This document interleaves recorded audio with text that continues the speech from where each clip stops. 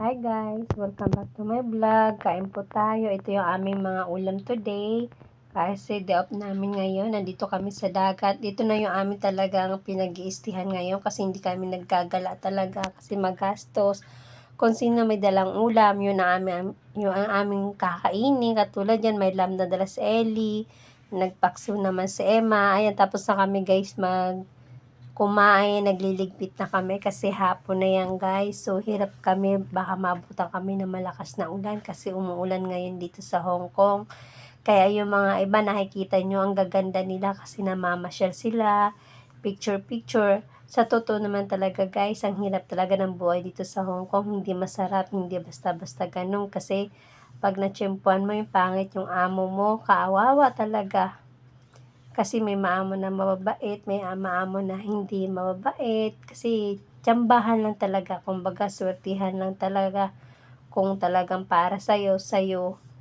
Ayun, naghugas kami dyan guys, nagtatawanan kami kasi tapos na, nakakain na kami. Masaya kasi dyan naman natapos na naman yung aming araw sa dagat. Umuulan yan kasi naghuhugas ngayon dyan si Chris, kaya nga tsaka ako naman masama aking pakiramdam dyan kasi meron ako. Ayan, hindi ako mapakali kasi umaambon. Ayoko maambunan kasi nga meron nga ako kaya ganun. Diyos ko guys, kami kainan na aming libangan pero yung iba guys, nagiinuman sila doon. Halos makikita nyo guys sa susunod na vlog ko, makikita nyo yung babae talaga na uwi yun sa bahay nila ng amo niya. Lasing na lasing, halos hindi talaga makatayo. Buti na lang kami, libangan namin kainan lang talaga, tawanan, kapihan. Yan, nagmamarites kami bawat isa, kung ano meron doon, anong ganon, anong naganap, sa buong linggo. Ganun kami, masaya guys. Sige guys, bye-bye.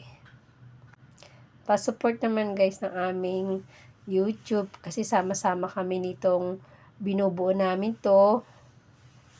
Yan guys, salamat sa panunood.